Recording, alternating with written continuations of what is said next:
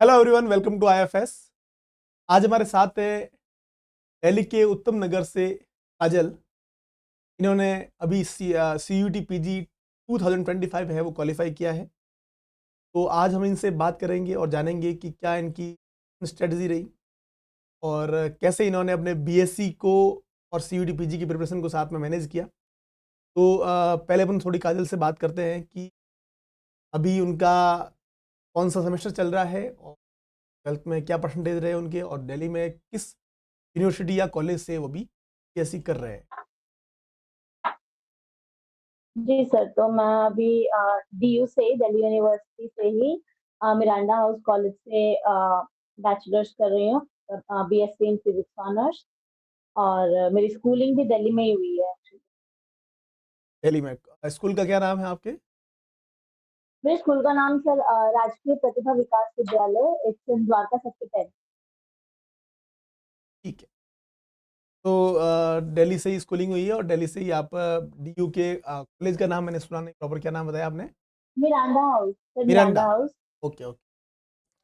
तो अभी आपकी BSc कंप्लीट हो गई है या फिर BSc चल रही है?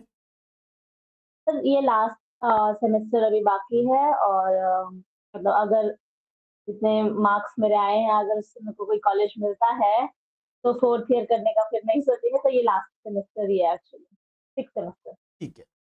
तो काजल, मैं आपसे थोड़ा सा ये जानना चाहूँगा कि क्या है ना कि चलो आप तो दिल्ली से हैं, बाकी कई ऐसी जगह है जहाँ पर बच्चों को ये नहीं पता होता है कि BSc के बाद में MSc में एडमिशन के लिए एग्ज़ाम होता है, CUET PG का एग्ज़ाम होता है, IIT JAM का एग्ज़ाम होता है। तो इस एग्ज़ाम के बारे में आपको इन्फॉर्मेशन कहाँ से मिली और आपको इंस्पिरेशन कहाँ से मिली कि मुझे CUET PG की प्रिपरेशन? जी सर, तो एक्चुअली स्टार्टिंग में हमारे लाइक 2022 से ही CUET UG स्टार्ट हुआ था। ठीक है। तो वहां से लाइक हमने स्कूलिंग खत्म की और जेई भी दिया, बट हाँ जेई एक्चुअली मेरा क्लियर नहीं हो पाया था। देन CUET UG दिया था, एंड देन वहां से मुझे पता चला कि अच्छा इसी साल से CUET PG भी आया है। तो मेरी लाइक जो सिस्टर्स हैं, एल्डर सिस्टर्स, तो उन्होंने मुझे बताया कि अच्छा CUET PG अब होता है जब आप बैचलर्स अपना खत्म कर लोगे, जब मास्टर्स होगा तो उसके लिए भी सेंट्रल लेवल एग्जाम होगा डिफरेंट यूनिवर्सिटीज में जाने के लिए। तो हाँ, मतलब मेरे सीनियर्स एंड सिस्टर ने ही बताया था। तो CUET आपने PG CUET PG की प्रिपरेशन कब से शुरू की थी? ये मैंने IIT जैम का जब प्रिपरेशन किया था मैंने, क्योंकि IIT जैम हमारा ये 2 फेब को हुआ था और CUET PG 31 मार्च को हुआ था। तो जो प्रिपरेशन मैंने IIT जैम के लिए कर रखी थी, उसी में बस मैंने प्रीवियस ईयर क्वेश्चंस को यूज करके and then IIT JAM, sorry CUET PG के लिए प्रिपेयर किया था। तो IIT JAM की आपने प्रिपरेशन किया, फिर उसके बाद में आपने शुरुआत में आपका कॉन्फिडेंस लेवल कैसा था कि मतलब इसी मैं BSc के साथ ही एग्जाम को निकाल लूंगी, मैं बिना टाइम वेस्ट किए मेरा MSc में एडमिशन हो? कॉन्फिडेंस लेवल कैसा था आप? तो कॉन्फिडेंस लेवल तो एज सच था नहीं, क्योंकि मेरा कॉलेज में लाइक अभी भी मैं उतना ज्यादा स्कोर नहीं कर पा रही जितना करना चाहिए एक एवरेज स्टूडेंट को, या फिर अबव एवरेज, या फिर मैं पहले जितना स्कोर करती थी। एक बहुत सारी चीजें होती है, अभी एंग्जाइटी एक तरीके से आ जाती है हर बच्चे को रहती है अभी तो एग्जाम के टाइम पे। हम्म। तो फिर इसी वजह से मैं अभी थोड़ा उतना स्कोर नहीं कर पाई थी प्रॉपरली कॉलेज में, लाइक बैचलर ईयर्स में। बट हाँ, जब IIT जैम और CUET की प्रिपरेशन की, तब जब हम उस पे रेगुलर लेक्चर्स जब हम देखते हैं एंड देन जब हम क्वेश्चन सॉल्व कर रहे थे, लाइक मैं, तब जाके थोड़ा सा कॉन्फिडेंस बूस्ट होता है। और जब हम previous year question and then mock test जब हम करते हैं, तब जाके हमें लगता है कि अच्छा हाँ अब सही हो रहा है, अब हम सही डायरेक्शन में जा रहे हैं। तो ठीक है काजल, आपकी जो प्रिपरेशन स्ट्रेटेजी क्या रही स्टार्टिंग के शुरुआत में? स्ट्रैटेजी तो नहीं थी, ऐसे ही लाइक रेगुलर रेगुलर वही पढ़ना है बस। हाँ हाँ। स्ट्रैटेजी नहीं, रेगुलर। ओके। ठीक है, तो आपने रेगुलर, और वैसे आपका कॉलेज भी रहा होगा, सेमेस्टर सिस्टम था, तो हाँ सेमेस्टर सिस्टम में तो बहुत सारे ऐसा होता है कि आपके क्विज होते हैं, क्विज के बाद में फिर असाइनमेंट भी देना होता है, सेमिनार भी होते हैं, ठीक है, और सेमेस्टर सिस्टम में इतना अपने को टाइम भी नहीं मिलता है कि अपन है वो बीच में कुछ और प्रिपरेशन कर सकें। कैसे मैनेज किया आपने कि कॉलेज भी जाना और फिर पीवाईक्यू सॉल्व करने इसके यूटीपीजी? हाँ, सर एक्चुअली थर्ड ईयर में जाके मेरा वही अटेंडेंस काफ़ी ज़्यादा लो हो गया था। वो इसी की वज़ह से क्योंकि एग्ज़ाम्स बहुत सारे थे। तो मैनेज उसको करना पड़ा था क्योंकि कॉलेज कभी-कभी मिस हुआ है, कभी-कभी हम क्लासेस जा रहे हैं और उसके बाद घर आके फिर उसका प्रिपरेशन और वैसे हमें छुट्टियाँ मिलती हैं, ऐसा नहीं है कि छुट्टी नहीं मिलती है, जैसे मिड टर्म ब्रेक हो गया, हुँ, हुँ। तो उन सब में प्रिपरेशन। तो वैसे अगर सब्जेक्ट वाइज़ बात करें तो आपको है वो कौन-सा टॉपिक हो या फिर कौन-सा सब्जेक्ट फिजिक्स के अंदर सबसे टफ लगा और कैसे आपने उसको हैंडल किया? तो सबसे tough actually electricity and magnetism लगा, वो अच्छा, अभी तक मेरा क्लियर नहीं हो पाया है। Electricity and magnetism. वैसे हाँ जी मुझे है सर। ना अगर पर्सनली कहें तो मुझे इलेक्ट्रिसिटी एंड मैग्नेटिज्म ज़्यादा ईज़ी टॉपिक लगता है क्योंकि अपन इसको क्लास 12 से ही पढ़ते आ रहे हैं तो ज़्यादा हाँ, क्लास 12th में जब मैंने पढ़ा था तो वहीं से मेरा फिज़िक्स के अंदर बहुत ज़्यादा इंटरेस्ट हुआ था कि हाँ, मुझे यही करना है, इलेक्ट्रिसिटी एंड मैग्नेटिज़्म में ही पढ़ना है। बट जैसे ही मैं यूनिवर्सिटी लेवल पे शिफ्ट हुई तो मेरा वो वही है ना फ़ोकस इतना नहीं लग पाया। तो अभी भी मुझे टफ लग रहा है क्योंकि बेसिक्स मेरे अभी क्लियर नहीं है उसमें अभी भी। तो फिर वही है कि चेंज करना है उसको। मैं आपसे एक और क्वेश्चन पूछना चाहूँ कि आपने जब प्रिपरेशन की तो उसके लिए कोई अलग से सीयूटीपीजी के लिए हैंड रिटन नोट्स बनाए थे आपने क्या? जी सर, हाँ, नोट्स मैंने बनाए थे वन शॉट्स देख के एक्चुअली क्योंकि उस टाइम पे टाइम कम रहता है। हाँ, हाँ, हाँ। तो जि जैसे भी हो सकते हैं कि वन शॉट्स देख के चाहे कैसे भी हो नोट्स बनाए एंड देन उसको और प्रिसाइज़ किया। एक्चुअली मैंने लिटरली एक पेपर में 4 कॉलम्स बना के एंड देन बहुत छोटे-छोटे हाँ, हाँ, बॉक्सेस में उनपे फिर फ़ॉर्मूलाज़ लिख के एंड देन जो भी छोटी-छोटी चीज़ हो सकती है जो हमें याद रखना है तो उसको रोज़ सुबह फिर एग्ज़ाम से पहले 3 रिवीजन 4 करने के दिन लिए। पहले या फिर 1 हफ्ते पहले हाँ, उसको रिवाइज़ करना बट उसको भी रिवाइज़ करने में 2 से 3 घंटे लग जाते बिल्कुल, थे। क्योंकि आपने देखो वो शॉर्ट फॉर्म में लिखा है ना तो वो ऐसा है नहीं है कि वही सब कुछ है। अपने को उसको रिवाइज़ करने के लिए मतलब कितना कुछ उसके बैकग्राउंड में है वो भी जानना होता जी, है ना? तो ये है कि एग्ज़ाम से पहले उससे बेस्ट चीज़ कोई नहीं हो सकती है। पर जी जब सर। अपन पढ़ते हैं ना तो पूरा एकदम से कैसा मतलब जैसे दही होता है ना उसको बिलो के मक्खन बनाते हैं ना, तो वो मक्खन इतना सा होता है पर उसमें जो प्रोसेस में जो टाइम लगता है उसके पीछे कितना कंटेंट रहा होगा वो इम्पोर्टेंट है। तभी है वो अपन कहते हैं भाई शॉर्ट नोट्स बनाया करो जिससे कि क्या एग्जाम के जस्ट पहले आपको पूरी नोटबुक है वो नहीं देखनी पड़े।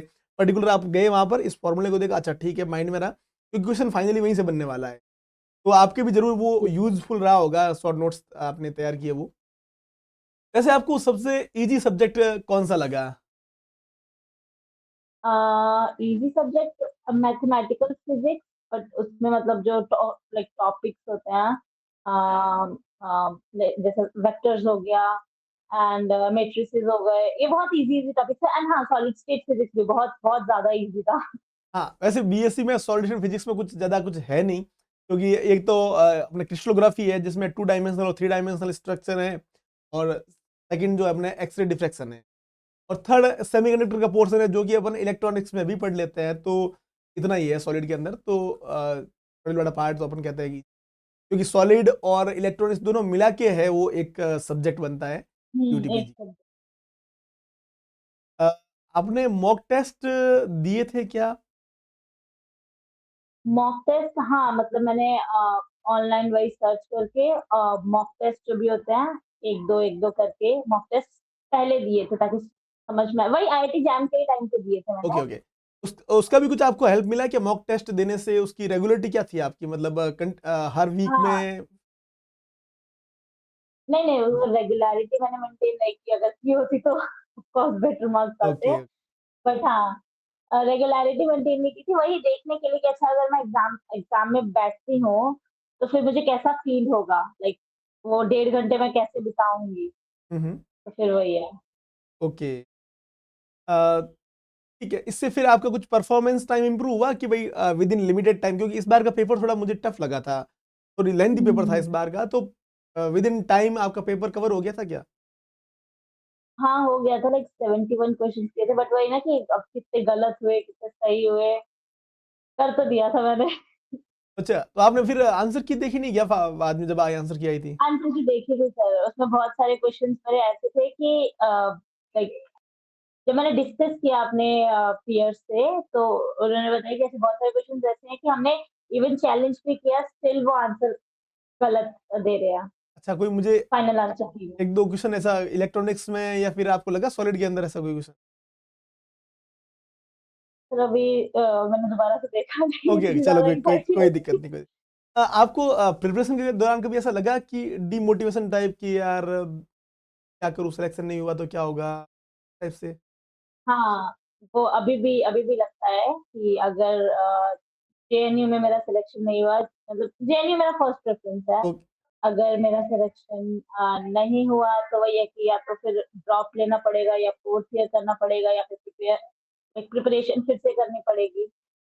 तो ओके, वही है, बट वही है ना कि ड्रॉप लेने के लिए भी ना बहुत ज़्यादा सोचना पड़ता है कि क्या तुम उस पूरे साल में कर बिल्कुल, पाओगे या क्योंकि नहीं कर एक एक पाओगे। एक साल ड्रॉप लेने का मतलब आप एक साल पीछे जा रहे हो, जो आपने इतने टाइम में, जैसे मान लीजिए अपने अपने घर वाले क्या करते हैं कि अपने को 2.5 साल 3 साल का होता है उस टाइम एडमिशन दिलाते हैं, कि वो ये चाहते हैं कि भाई इसकी एज और कुछ ऐसा नहीं हो कि एज ज़्यादा हो जाए और किसी जगह एज कम रिक्वायरमेंट हो। तो अब अगर अपने एक साल यहाँ पर ड्रॉप करके अपन प्रिपरेशन करते हैं तो वो अपन एक साल पीछे चले गए।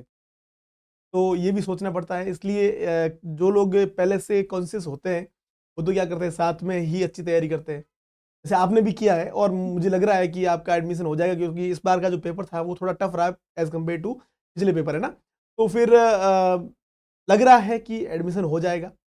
और सेकंड, मैं आपको एक सजेशन देना चाहूँगा कि अगर जेएनयू में नहीं हुआ एडमिशन और कहीं और यूनिवर्सिटी में, कोई बहुत सारी यूनिवर्सिटी और भी है जो अच्छी यूनिवर्सिटीज़ है, अगर वहाँ पर एडमिशन हो रहा है तो एक बार आप वहाँ एडमिशन ले लीजिए। 1 साल अगर आपका टारगेट है कि मुझे जेएनयू ही जाना है, तो आप वहाँ रहते हुए भी 1 साल में आप तैयारी कर सकते हो, ठीक है? हाँ, उस 1 वही। साल में अगर आपका सिलेक्शन हो गया, तो आप वैसे भी ये सोचना कि भई मैंने ये ड्रॉप किया था, मैं जेएनयू एडिशन ले लूँ। और अगर मान लो कि भगवान ना करे पेपर टफ रहे या फिर कुछ ऐसा रह गया और सिलेक्शन नहीं हुआ, तो कम से कम आपका 1 साल वेस्ट तो नहीं होगा, वरना फिर क्या होगा, ये साल वेस्ट हो गया, 1 साल और वेस्ट हो जाएगा फिर, क्योंकि उस बार भी सिलेक्शन नहीं होगा, तो फिर नेक्स्ट टाइम आपको कुछ ना कुछ करना पड़ेगा। तो आप क्या करना कि जेएनयू में एडमिशन नहीं हो तो दूसरी यूनिवर्सिटी में कहीं हो रहा है, वहाँ पे एडमिशन ले लेना एक बार, और उसके बाद आप तैयारी करना, और ये सोचना कि मैं 1 साल है वो बैठ के तैयारी कर, ठीक है। है ना? ओके, तो हाँ जब जी। आपने तैयारी की तो उसमें आपको सबसे ज़्यादा सपोर्ट किसने किया? सपोर्टिव कौन था आपके लिए? ऑफ कोर्स फैमिली, उन्होंने देखा था कि हाँ, पढ़ रही है, दिन भर पढ़े पढ़े जा रही है, कॉलेज भी स्किप कर रही है। हाँ, उन्होंने बहुत सपोर्ट किया, इमोशनली भी बहुत ज़्यादा सपोर्ट ओके। किया। वैसे मार्च महीने के अंदर आपका जो रिवीजन स्ट्रेटजी किस टाइप की थी? क्या लास्ट मार्च एंडिंग में 30 ऑफ मार्च को एग्ज़ाम था अपना, तो क्या रहे अपनी? सर यही स्ट्रैटेजी थी कि जो नोट्स मैंने पहले प्रिपेयर किए हुए थे, वही आईआईटी जैम के टाइम पे, उन्हीं को रिवाइज़ करके प्लस में जो शॉर्ट शॉर्ट नोट्स जो मैंने बनाए थे, उनको भी साथ में रिवाइज़ करना, ताकि मतलब जब एक बार एग्ज़ाम दे के आते हैं हम उसके बाद तो लाइक एक टफ एग्ज़ाम दे के आते हैं तो सब चीज़ें भूल जाते हैं एकदम से। बिल्कुल सही बात। तो उसको एक क्योंकि और अपना बार अपना जो एक माइंड और होता बार रिवाइज़ करना। हाँ, अपना जो माइंड होता है ना, वो ये कहता है कि मुझे बस एग्ज़ाम के उस दिन तक याद रखना है, और जैसे ही एग्ज़ाम रूम से बाहर निकलते हैं, अपना माइंड को कहता है ठीक है, हो गया सब कुछ, अब खत्म, अब मुझे कुछ याद नहीं रखना है। तो ये सबका माइंडसेट रहता है। और वैसे आपने ये भी देखा होगा कि आपने जब आईआईटी जेईई का एग्ज़ाम दिया और जेईई का एग्ज़ाम ठीक नहीं हुआ, तो फिर आपका जो प्रेशर एकदम से बढ़ गया होगा, है ना? प्रेशर बढ़ा होगा, तो फिर आपने कैसे मैनेज किया, उस प्रेशर को कैसे हैंडल किया? हाँ, वही लाइक उसके बाद ना लाइक लिटरली 15 डेज़ लग गए दोबारा से पढ़ने बैठने के लिए कि मैं अपने आप को फिर से मोटिवेट करूँ और फिर से पढ़ने बैठूँ और फिर लाइक लाइक फिर से वही चीज़ें करना ना थोड़ा-सा मुश्किल हो मुश्किल जाता है रहता है, कि बोरिंग सा हाँ, रहता है। हाँ, जब तो लेकिन फिर भी किया उसको थोड़ा-सा एंड देन वही पीवाईक्यूज़ ही बहुत इम्पोर्टेंट होते हैं। बिल्कुल जो सही, भी यूट्यूब पे वीडियोज़ दिखाते हैं ना पीवाईक्यूज़ उसको सॉल्व कैसे करना है with in the time, approach कैसे? तो वो बहुत इम्पोर्टेंट हाँ। एग्ज़ाम डे आपका माइंडसेट क्या था कि विद इन टाइम पेपर को मैनेज करना है? इन लाइक एग्जाम टाइम पे, लाइक जब मॉर्निंग स्टार्टिंग से मैं बताती हूँ, आई थिंक संडे था। तो एग्जाम हम लाइक 3 फ्रेंड्स जा रहे थे, तीनों ठीक है। फ्रेंड्स एक साथ जा रहे थे। हम लोग डिस्कस कर रहे थे कैसे चलो अम, हमें ये वाला टॉपिक अच्छा आता है, इसमें से ऐसे-ऐसे क्वेश्चन आ सकते हैं, तो तुम प्रिपेयर करके रखना, समझ के रखना ये सारी चीज़ें। Um, and um. Then exam centre पे मिले एंड देन गए अंदर एंड देन वही भगवान को याद करना सबसे पहले कि चाहे जैसा भी हो बस सिलेक्शन हो जाए। तो फिर वही किया लाइक अपना जो भी है वही सारी exam actually in reality exam जब देते हैं तो उस टाइम पे सारे फ़ॉर्मूलाज़ याद आ रहे होते हैं कि ऐसे ऐसे होगा, ऐसे होगा, ऐसे होगा, ऐसे होगा, ऐसे सॉल्व करना है। जो भी हमने सॉल्व किया वो जस्ट विदिन अ सेकंड हमें बहुत सारी चीज़ें याद आ जाती है उस टाइम। तो फिर या तो भूल जाते हैं प्रॉपर्ली या तो प्रॉपर्ली याद आ जाते हैं। मतलब यही दोनों चीज़ें होती हैं। तो फिर वही एग्ज़ाम जब बैठे उसके बाद टेंशन बिल्डअप होता है एंड देन जब क्वेश्चंस देखते हैं पहले तो नहीं समझ में आता है एंड देन जब 1-2 क्वेश्चन सॉल्व करते हैं तब हम सेट हो जाते हैं एंड देन सारे क्वेश्चन हम लोग करते रहते हैं। एग्ज़ाम के बीच में ऐसे टाइम बहुत कम था। एग्ज़ाम के बीच में कभी ऐसा एकदम से रुक गए कि यार अब मैं क्या करूँ? मेरे से तो हो ही नहीं रहा है पेपर, या फिर मेरे पास इतना कम टाइम है, इतने क्वेश्चन बच गए, एकदम से हाथ रुक गया कभी बीच में कभी? हुआ था? नहीं सर, रुका नहीं था, रुका भी था तो फिर मैंने लाइक बोला कोई बात नहीं नेक्स्ट क्वेश्चन पे जाते हैं, अभी सोचने का टाइम नहीं है। एग्ज़ाम खत्म होने के बाद में क्या लग रहा था आपको कि मेरे अच्छे मार्क्स बनेंगे, पेपर ठीक रहा या पेपर नहीं रहा? क्या फीलिंग थी? हाँ, हाँ, लग रहा था कि ठीक रहा बट उसके बाद जब हम डिस्कस किया था एक बेसिक सा क्वेश्चन मैंने इतना बेसिक क्वेश्चन गलत कर दिया तो मेरे को बहुत रिग्रेट हुआ कि एक वो वाला था इलेक्ट्रोडायनामिक्स का ही था वो क्वेश्चन कि अगर बाहर 0 है चार्ज। इलेक्ट्रिक फील्ड तो अंदर क्या होगा? एंड मैं उसका पता नहीं क्या-क्या आंसर कर गया कि मुझे समझ नहीं आया कि मैंने वो कैसे गलत कर दिया इतना बेसिक क्वेश्चन। मतलब उस हाँ, ईएमटी से 2-3 क्वेश्चन ऐसे थे जो उसके रिलेटेड आए थे। एक क्वेश्चन आया था, एक सेल है, उसमें बीच में एक पॉइंट चार्ज क्यू है, तो आपको बताना था कि हाँ, हाँ। आउटर में इलेक्ट्रिक फील्ड क्या होगा। एक में बोला था सरफेस पे इलेक्ट्रिक फील्ड क्या होगा, एक बोला था कि इनसाइड द इलेक्ट्रिक फील्ड क्या होगा। ऐसे 2-3 क्वेश्चन बन गए थे। जी सर। हाँ, हाँ। तो उसमें कुछ का आंसर तो लगभग 0-0 ही था सबका, 2 का आंसर 0 ही था शायद तक। हाँ, हाँ। तो फिर मैंने वही क्वेश्चन गलत कर दिया था, वही डिस्कस हो गया फिर कह रहे फिर सारे फ्रेंड्स बोल रहे, "नहीं, नहीं कोई बात नहीं, आगे और क्वेश्चन्स हाँ, हैं।" आगे और देखो और कितने ये गलत और होने भी वाले हैं। जी सर। चलिए, चलिए, चलिए। ठीक है। अ, आपकी प्रिपरेशन के दौरान ऐसी कोई गलती हुई है जिससे कि आपको सीखने को मिला है, कि लगा है कि भाई अगर मैं आगे फिर से तैयारी करूं तो मुझे ये गलती फिर से नहीं दोहरानी है? तो कंसिस्टेंसी ऑफ कोर्स, क्या?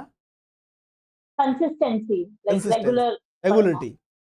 ओके, तो आपको लगा कि भाई मुझे रेगुलरिटी कम थी और मुझे नेक्स्ट अगर मैं प्रिपरेशन करूं तो मुझे रेगुलरिटी रखनी है, कंसिस्टेंसी रखनी है और तैयारी उसके साथ में करनी हाँ, हाँ जी सर, लाइक रेगुलैरिटी ऐसे रखनी है कि एट लीस्ट लाइक 2 क्लासेस तो लो दिन में। ऐसा नहीं है कि तुम अपना खाली टाइम वेस्ट किए जा रहे हो और मैंने बहुत ज़्यादा अभी लगता है कि मैंने बहुत ज़्यादा उस टाइम पे किया था टाइम वेस्ट।